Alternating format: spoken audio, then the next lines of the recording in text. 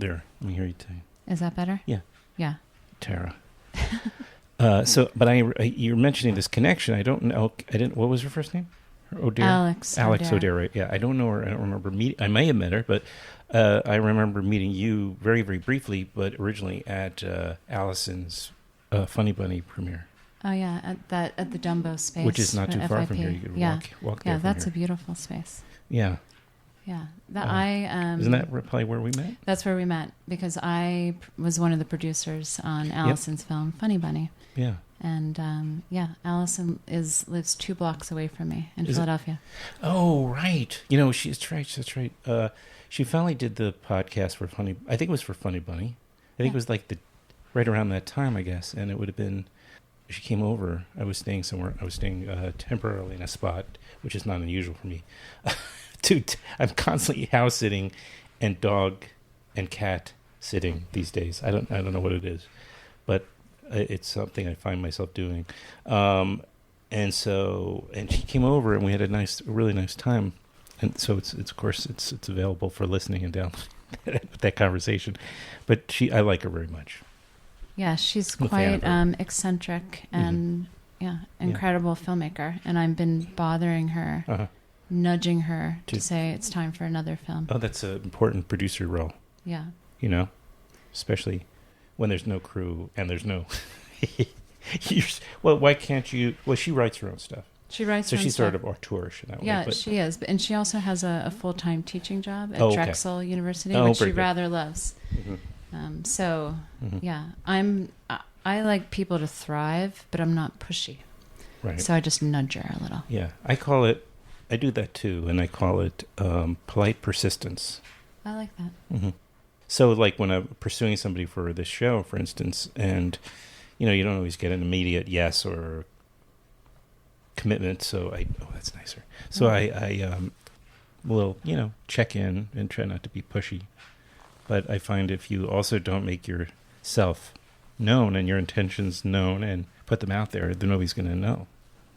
Yeah. They're not going to read your mind. Yeah, I was thinking about that a lot in terms of filmmaking, actually. Mm-hmm. How that plays out, because I feel like a lot of my life has been people, sort of coming to me and asking me, can you help me? And lately I've been also I've been switching it up a tad and putting a little bit more effort into not seeking people out, but just striking that balance of letting things happen and then creating things. Mm-hmm. But generally speaking, I feel like it's better to allow things to happen. Oops. So much for we're in a space where there's some fluorescent. I'm a fan of the incandescent. Not so much the fluorescent. Yeah, he almost ruined the vibe. I know, but we can maintain the vibe just because we're together. Yeah. Well, it's nice to see. I know you. I mean, I feel like I know you better than I do because I'm just such a. I don't think this is a follower, if not a subscriber to your Instagram account, because you post so many beautiful photos, and I constantly find myself just marveling at your curation on your Instagram page. Yeah. You're into that. I think the first book I read on film as a child was on Stanley Kubrick. Oh, wow. And how old were you? I'm saying child, but I was probably in my 20s. That's a child. Early 20s. Uh-huh. And it was a beautiful book that I found at a thrift store. Mm-hmm. I can't remember the title, but it had a picture of him with the beard and pages are ragged. Uh-huh. And one of the first things they discussed was that he was a photojournalist before he became a filmmaker. And that always stuck in my head. And I've been taking photographs since I've been like 6 or 7 with a Polaroid. Oh, that's how I started. Instagram is a Polaroid. It's the same idea, right? Yeah. It's instant and it's, Yeah, so it's, I enjoy it. Yeah. I was talking to the cinematographer for Lady Bird not long ago. He was on. And he was also he took a Polaroid of me when I was there. And then he gave it to me. Oh, I'd like to see that. Do you have it? No, not my purse at the moment, no. I have it somewhere in some tote bag with stuff that I probably have to just organize.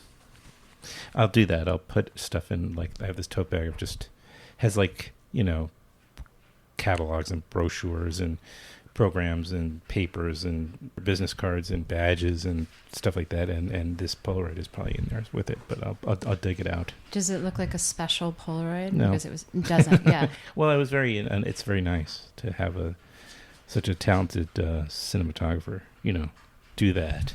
Thank you, Sam Levy.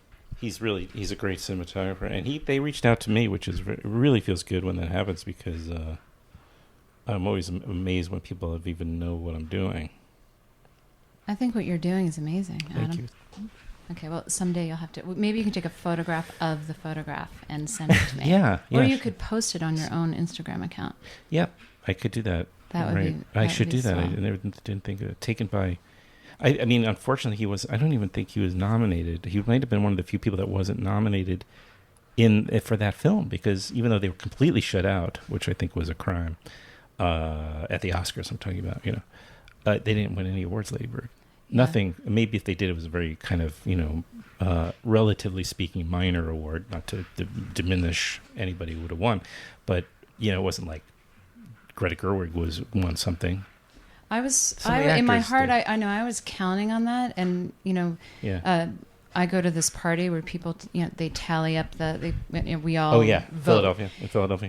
And interestingly, there's this lovely exchange student from China. Her name's Nicole. She's staying with a friend of mine, and she smartly spent 2 hours researching prior Oscars to figure out the formula, and she won. Really? Yeah. Okay, yeah, I figure there's some sort of formula for it. Yeah, it's like just pick the yeah. You don't want to give it away. I don't want to give it away. Yeah, exactly. Don't blame me. I think we could all figure it out if we tried. I thought that was awesome. There's kind of a formula out there, FYI.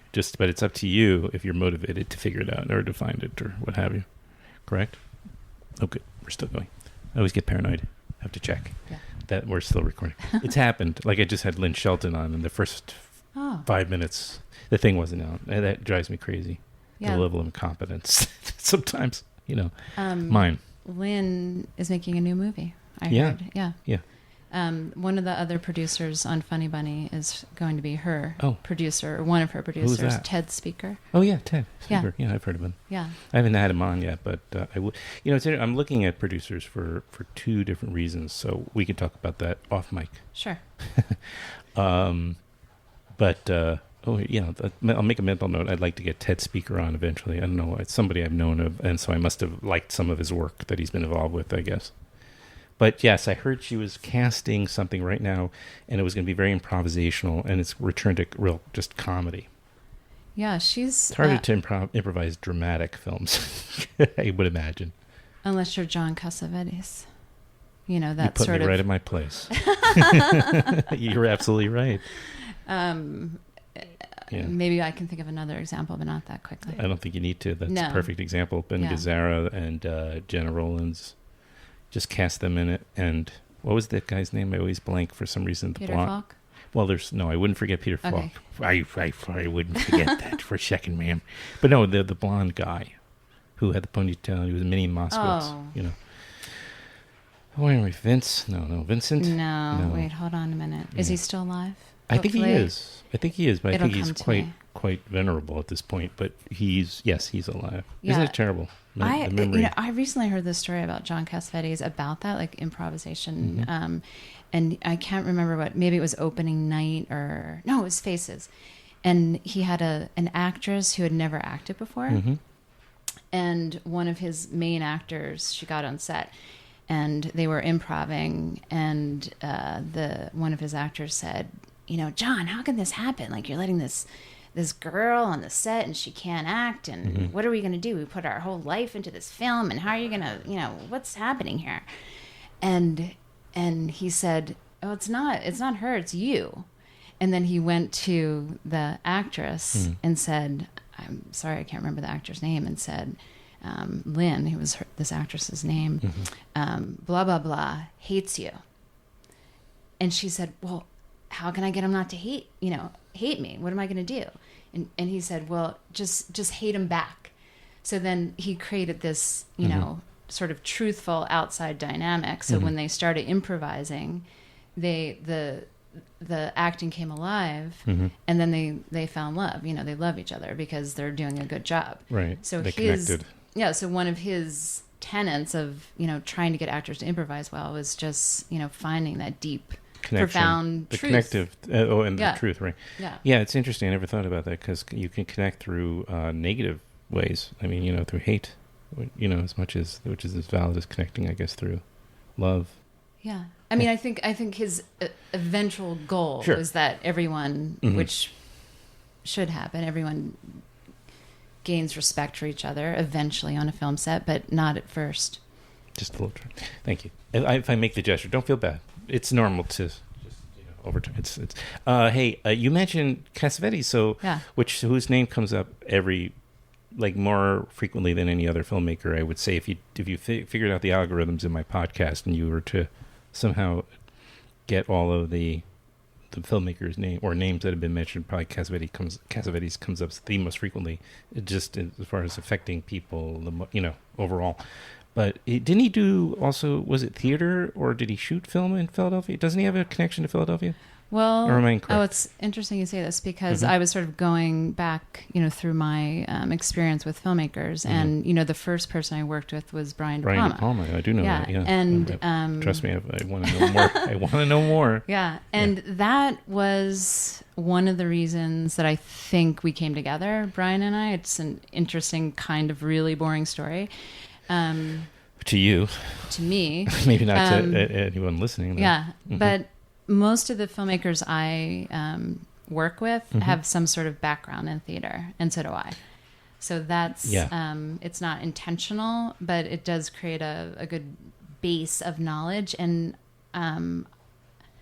theater people are just really weird, kind of nerdy, and but they have that emotional intensity, or they want to create that emotional intensity that not all filmmakers do. Right.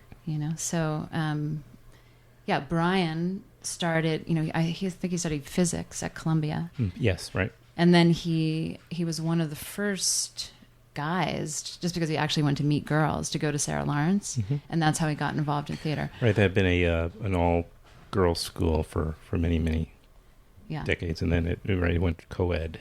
And he was one of the first. You're saying, and so is that outside Philly? Is that Sarah Lawrence? That's no, outside New York. Okay, I couldn't remember upstate, where it was. Yeah, oh, it is right. Yeah. I think. Yeah, I maybe not too far upstate. Yeah, but Brian. Yeah, maybe in Westchester, or just north of Westchester. Yeah, we'll have to look at that too. Yeah. But Brian's best friend was this man, Jared Martin, who sadly just passed away last year. And Jared was an actor. He was Dusty on Dallas, the TV show. I don't know if you remember. I remember Dallas, and I remember one actor who, Dusty, and his name is what? Jared Martin. Okay. He was also in War of the Worlds, a lot of bigger movies in the 70s and 80s. And he sort of got caught up in that debilitating Hollywood machine later in his career. It was not a good place for him because he in the 80s probably. So when I met Jared was in the early 90s in Philadelphia, and he'd moved from Hollywood to Philadelphia. Really? Yeah. To do theater or just to get away? Really to save himself, to get away. That makes sense, yeah. And he was an intellectual and caught in that Hollywood scene. And anyway, long story short, he started a nonprofit called the Big Picture Alliance, where we taught inner city kids how to make films. And I started working with him. And at first it was just Jared and myself. And then I hired a lot of my friends, young friends, and we started this organization. And then I was ready to moved to New York. And I think I was here for not long, 6 months. And Jared picked up the phone and he said, "What are you doing?" And I said, "Well, I'm waitressing and working for Victoria's Secrets and acting a little bit." And he said, "Well, I want you to meet my friend." And I said, "All right, I might have a job for you." And then that friend was Brian De Palma. Oh, wow. So what year was that roughly? That was 1994. Oh wow. Okay. Yeah. So not really. Yeah, I guess it's going on 20. Blah blah blah blah blah. 95 actually. And then I'm thinking about it. That's when I met him in 95. Okay. So what was he making around then? I'm trying to remember. This is of course after. This would have been after Scarface, of course, by a number of years, many years actually, because that was like 79, 80, wasn't it? Yeah, it was after Mission Impossible. Mission Impossible. And he was starting to make a film called Snake Eyes. Snake Eyes with Nicolas Cage, right? Yeah, so, and Gary Sinise. And what? Gary Sinise. Oh, yeah, whoever that is. Kidding around. What a great actor. And so, he was part of, was Gary Sinise also part of the Steppenwolf team? He was, yeah. Yeah, okay. Yeah. See, I have a little bit of knowledge about the theater. I know it sounds like film is my only area, but I was even married to an actor, so I have a little bit of. And I played with it coming out of high school. I tried to get into. I was thinking about it for myself, but I wasn't quite the actor frame of mind. I don't think.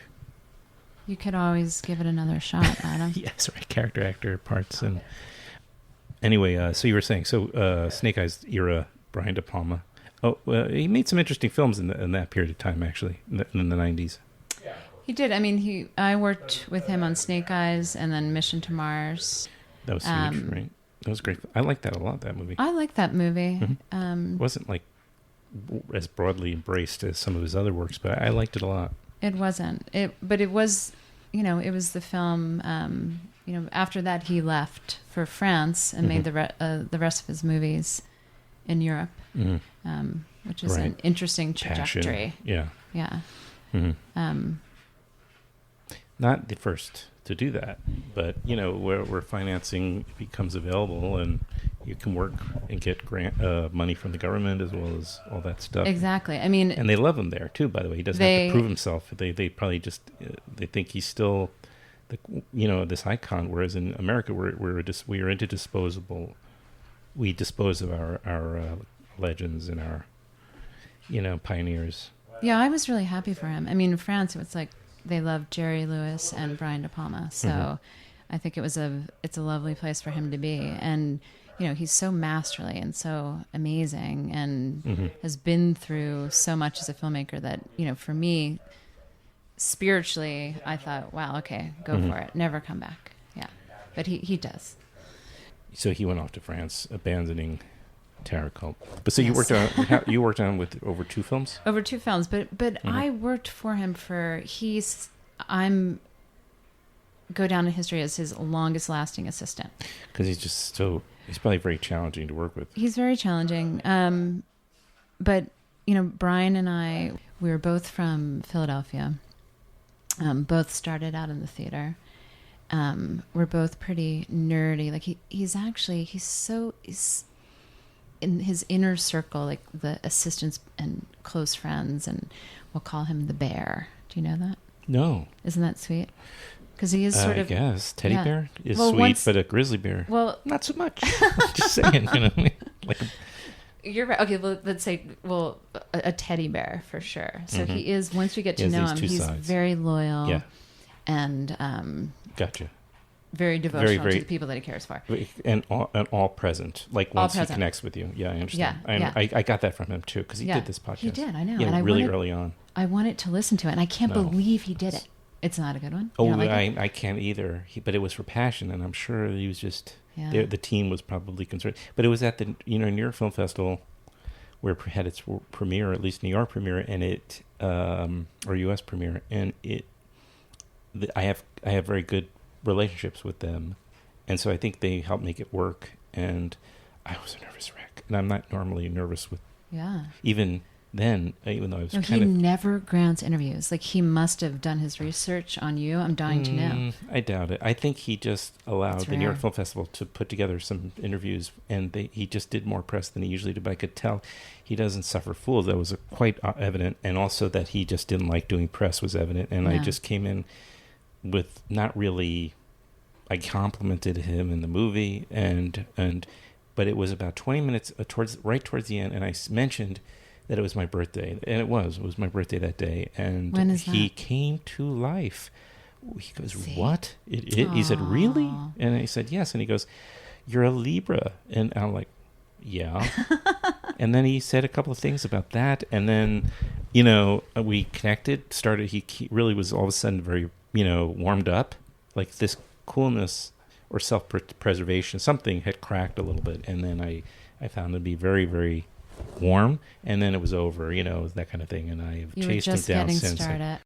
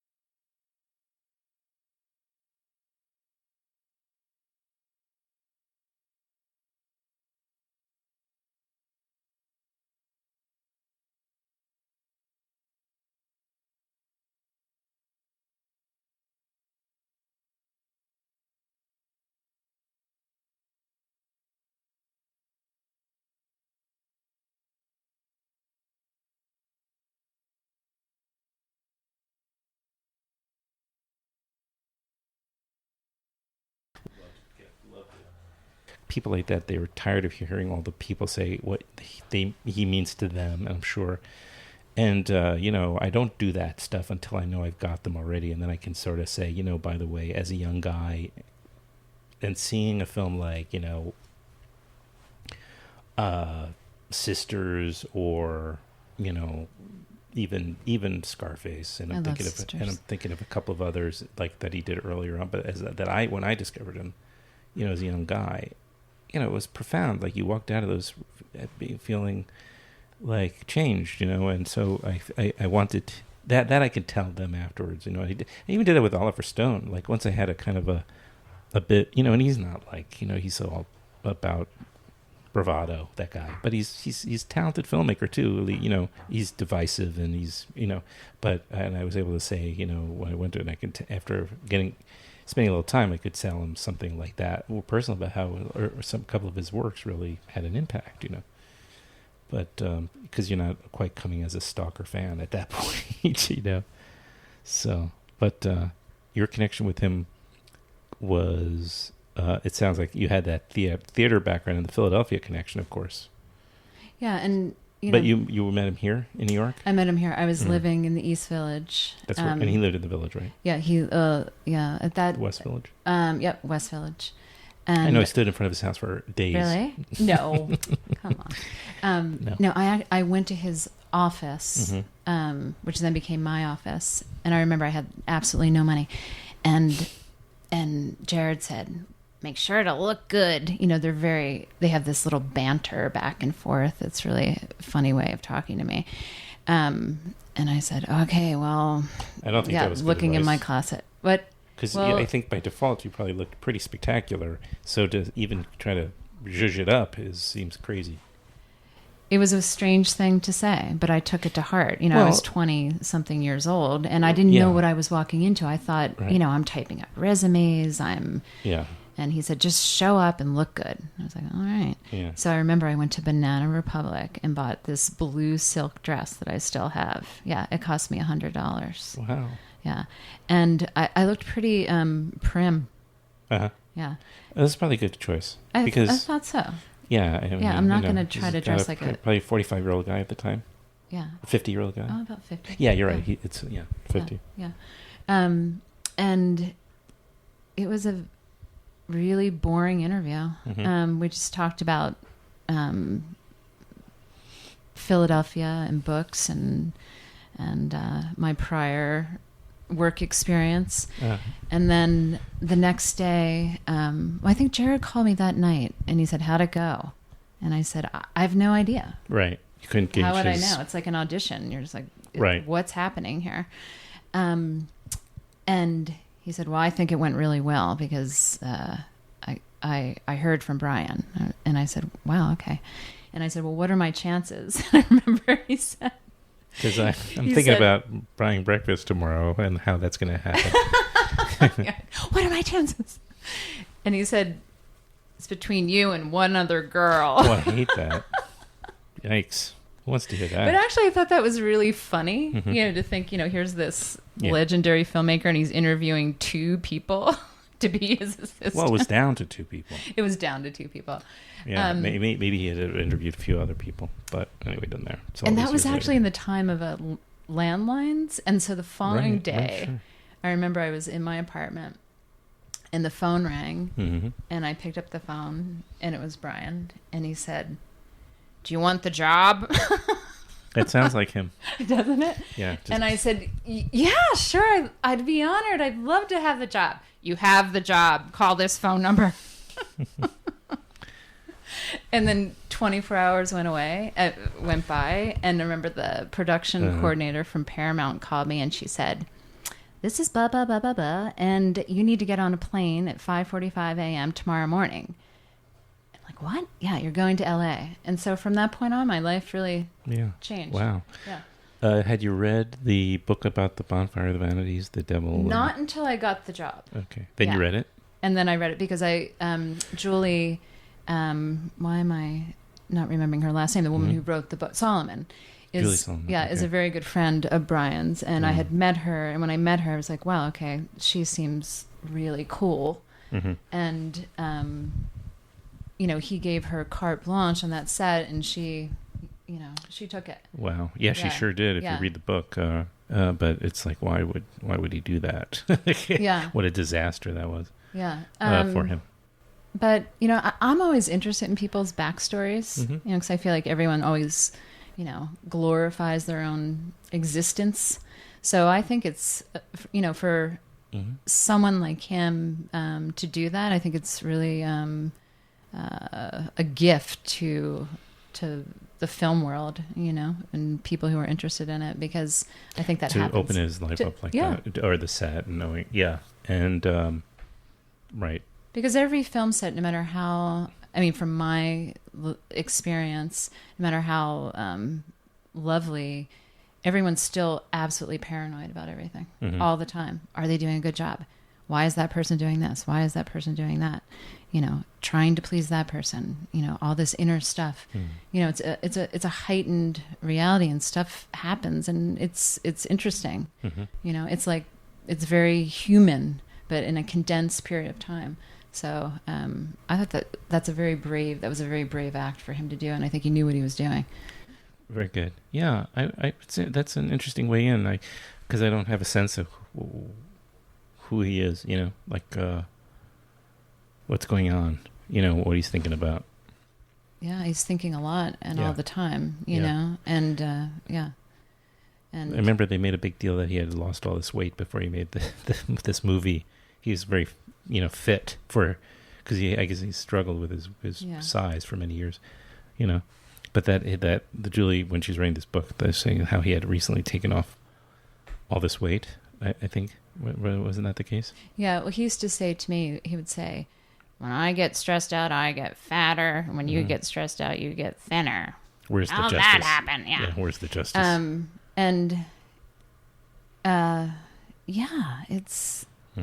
It's hard to be a director.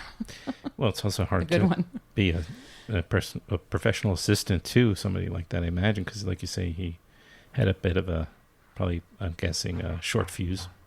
Well, not really with me. It was good. It was interesting because, everyone I talked to one of his prior assistants was similar to me, like pretty straight and, dutiful. And I thought, okay, well, I'll talk to her because his assistant before killed himself. Yeah. Oh. And so that was very tragic and awful and actually made me feel a little queasy. I was like, it had nothing to do with Brian, but I was, Was it after the tenure? I think it was, yes, it was after, but someone had told me that it happened after Mission Impossible. So I was coming in off of his heels actually. So I called this young woman and she said, "Oh no, give him 6 months. It'll take you 6 months to earn his trust. And I was like, well, that's fair. Yeah. It should take a little while, right? Yeah, To earn anybody's trust, I think. Yeah. And, the fascinating thing about working for him is that he's not a micromanager at all. He's not controlling. So he really he gave me so much, and everyone, so much leeway. It was as if, if you were there, he's going to trust that you're going to do the job. And if you're not doing something right, he'll be sure to tell you. And, no, he was always very good to me. Did he, when he delivered criticism, was it flat out, or did he try to couch it? No. He would. It doesn't seem like he would couch it in some sort. Yeah, he was just very blunt. No, I mean, that could be painful for people. It's like a lot of people are very sensitive. That's why. And I'm sensitive, but I was never sensitive with him because for some reason we just understood each other, and I could take it, and I was enjoying. We communicated a lot, and I was enjoying what I was saying. I went from, one place to another, and it was like going to the moon. Being around all these amazing production designers and actors and Hollywood producers, and staying in fancy hotels, and he liked my quirks because I wasn't normal. Typical, right? Yeah. Yeah. Like I didn't have a driver's license, which he thought was hilarious, but the studios thought it was like the most ridiculous thing they've ever heard of. And so I felt embarrassed and ended up getting a driver's license.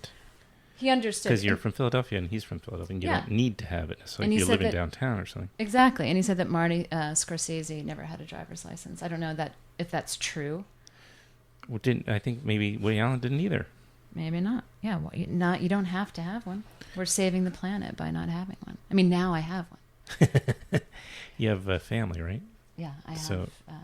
You need a car. Well, I don't need it. I could probably get. But how do you get out of town? It's harder. Oh, you can. I mean, obviously you can rent a car, right? But even renting a car, you need a license. Yeah. So it's a good thing to have one, just for getting on a plane, even if you have.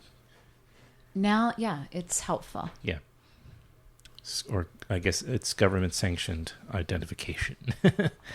And so, were you excited at this idea that maybe this would open doors for you also as an actor? You're very you're having some psychic times right here. Well, that was this funny little back and forth that Brian and I had, and it started out very. Had you wanted to already be an actor? Yes, you did. Yeah, right? I had already been doing theater started acting. Yeah, and a little bit of film. I had done 2 independent films as a young woman, and no, I didn't think about it that way. And then he would bring it up, and it got to the point where he would say, "If you want to be an actress, why the hell are you my assistant?" To sort of pinch at me a little bit. Right. And so this one time he did actually make me cry because it hit me because he was being truthful. And I was deeply interested in acting, but not interested in all the rejection because I am very sensitive. And I was very upset about it. And I think I walked away from him. And then the next thing I know, this was on Snake Eyes, the AD came up to me and said, "Brian wants you in hair and makeup." And I said, "What?" And he said, "Yeah, he's giving you a few lines." And so they Taft-Hartley'd me into the union, put me in a wig, and threw me in an elevator with Gary Sinise. And so that was his sweet way of encouraging me. And then as the years went on, he actually would come to all of my plays in New York. He did? Yeah, he did. And then so sweetly, one time he showed up in a snowstorm and there were only 4 other people. Wow. Yeah, at the play. See, these are how you find out about the true nature of somebody, I think. Exactly. Because all the layers of self-protectiveness that people at that level of fame and pressure that they can feel, because they carry so much pressure around, but when it's stripped away and you get to know through these small acts, that's how you kind of tell about somebody. Even just friends don't do things like that. It's snowing. I don't want to go out. Right? Is it okay? Don't ask me that. Don't put that on me. If you want to be there, you'll be there. It's like it's an excuse not to do something. I mean, I find that there are a lot of people who would think of themselves as friends, and very there for you, but then it's just when they want to be.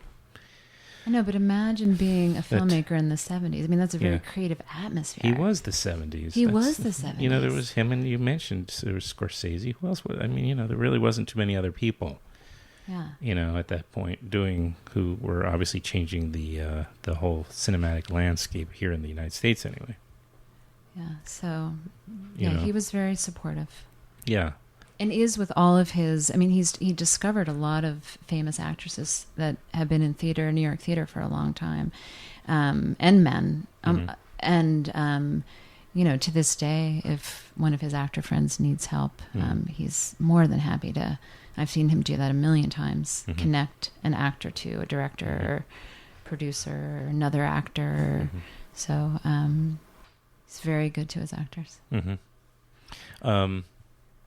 Well, you mentioned the elevator scene with Gary Sinise. That was a part of your filmography. Woman So in lame. elevator, lady in elevator. Lady in Elevator. Lady in Elevator. Yeah, it's, yeah. What else? Did you? For Brian? No, not necessarily. Oh, just in general. Just getting your feet. Yeah, wet, I mean, yes. yeah, I mean, most of my acting career has been in the theater. Okay. And then Is there that short you sent me is almost, you know, it's like just a piece of theater in the sense that it's about an actor, the theater actor, right, and the production. yeah, that Audition. What is it called? it's called The Performance. The Performance, rather. Okay. Yeah, by Tatiana Yosikovich, and yeah, that's gaining a little bit of traction now in the film festival world, which is nice. Yeah. Yeah, Right. and I enjoyed playing that part. And your name is Sally Potter, which is kind of odd because I just had Sally Potter on the podcast. The Sally Potter. Now I'm having another Sally Potter. Sally Potter. Yeah. I should put you both on the same show, but it's too late. She's up and out. I got, you know, it's like one of those cases where you get somebody on a minor work, because that's how I got Brian De Palma. Relatively speaking, it was a minor work of his that I got him on. Right. Passion, you know, it was not seen by a lot of people, at least not here in the States. And like Sally Potter, who's, you know, not necessarily a top tier filmmaker, but she's pretty respected and has made a lot of, you know, fairly visible films. But this one kind of came and went, at least here, and it had the most unbelievable cast I've ever seen, practically. Who else was in the cast? If you can remember. Yeah. It was called The Party. I should probably just make sure. It was just I would like to rattle off all the names of and. Don't worry about it. I'll look it up myself. No, you should. I know I'm being really, demanding. No, it's perfectly. You should, because it's just. I like to know. And I was just so thrilled because I just like these very. Independently minded and, you know, driven artists like Sally Potter. And then I just had on Lynn Ramsey. Do you know her? She has this new you were never really here with Joaquin Phoenix. It just opened this weekend, so it's yes, I'm dying to see that. Joaquin's one of my favorite. He's actors. so good in this movie. It's such a great movie. Incredible. It's such a great showcase for him. I mean, it's the best thing I've seen him do in a long time. Really? Yeah, he's so better raw. than the Master. It's right there. Right there. Like in terms of his performance. Yeah, he's so dedicated. And she's made 4 features, but I'm a huge fan. So to sit with her and talk, and you're connecting. You know, it's the Sally Potter was a little harder because she wasn't. I was doing it on the phone, so I don't like that. But I'll take it with somebody that I, you know, whose work. I mean, if you ever seen. For instance, her film, she made Orlando. That's how I discovered her with Tilda Swinton. With Tilda Swinton, yeah. I love that movie. Yeah, and then also the Tango Lesson, which is a really cool, that's a great kind of experimental, this is going to be noisy now because of this person. With The Party, it's a public space, what can you do? Yeah. The Party, just between you and me, it's got... she's so beautiful, and she stars in the Tango Lesson. She's put herself in the film. Great. And she's not an actor I guess she is, but I didn't know her as an actor. But this is a long time ago. It's like a 20-year-old film. Yeah. But she's so good in that film, and it's very, very... so she's in the Tango Lesson, you're saying. But she directed it too. And she most recently made Ginger and Rosa, but now her new one is called The Party. It was very improvised, and it was done very quickly. Timothy Spall, was in a lot of Mike Leigh films. Kristen Scott Thomas. Love her. Patricia Clarkson. Well, that's one of Brian's Protege? discoveries. Oh, really? Yeah, Patricia, Patty. I Yeah, just she was in remember. Which one was it? Untouchables. Oh, right. Oh, Yeah. wow. She must have been so Yeah, young. she's incredible. Bruno Love her. Gans, Cherry Jones, Oh my gosh. Emily Mortimer. Oh my gosh. And Cillian Murphy, the Irish actor. See, that's the- what I'm that's the talking about. cast. And you know, I think I wanted to get all those guys on the show, but no, they gave me Sally Potter. yeah, well, that's But great. I'm not complaining about that But I at think all. that's what it's about. Like, I think when you can find, you know, when you can really put your trust in everyone that you're working with, and you don't have to worry and like gain people's respect, and you know, they know your work and they know where you're coming from. I think that's one way to go, and I think it's a really beautiful way to go. You know, when it's a community effort. And everyone's on the same page. Still paranoid about a few things, I'm sure, but impassioned and, you know, ready to work. That's what, you know, most of the projects I work on are with friends. So, yeah. So, I mean, you have it sounds like you have a business. Yes. And then within that, you're also juggling producing and acting, right? Yeah. Yeah. So Right. That's a lot. And family right. raising. And a family. So it's a good balance because you know, I don't really enjoy the Hollywood machine. It's too tense for me. And I don't really fit in a way. I like family life. I like the simple things. I like to read and. Well, they're protecting you. They're on your side. They're taking care of you, right? Also, exactly. Yeah. But it's not true in Hollywood. It's not true, but it's usually a little bit of too competitive and backbiting. You know, you have to have a tough skin for that. You do, but I have, and not fool yourself. You're right. That these people really are, in most cases, really there for you. Like. Anyway, I'm interrupting. No, it's fine. No, I think everyone agrees with that, yeah. Right? But coincidentally, the two women that I'm working with now live in LA, but they're both from Philadelphia and have moved to Los Angeles, and I'm working on the beginnings of a film project with Amatus Kareem Ali, and who's went to Tisch. She's a sound designer, actress, producer, and then I'm doing a play with another friend in Los Angeles with the director of that, Stacey Martinez. It's going to be staged there? It is, yeah. So you're going to go there, obviously. Yeah. When's that going to be? We're workshopping it at the end of May. So over the summer or the fall? And then the production will be in the fall. Yeah. That's a good time. Yeah, good timing. I think we have to, wind it down. Okay. I apologize. Well, I like talking to you. So we could certainly do a part 2 anytime. Okay, great. On a subsequent visit. But it's great to sit with you and get to know you better. Likewise. Yeah. So, like, is there something, I don't know, if you have anything to plug, I guess is the you don't have to, but the short is coming out. It's called the Performance. Yeah, by Tatiana Yasakovic. Right. And we'll make sure to let people know what festivals it gets into. And yes, we're actually having a screening this evening, but and then in Philadelphia on May 3rd in the Philadelphia Independent Film Festival. Thank you. Thank you, Adam. All right, great.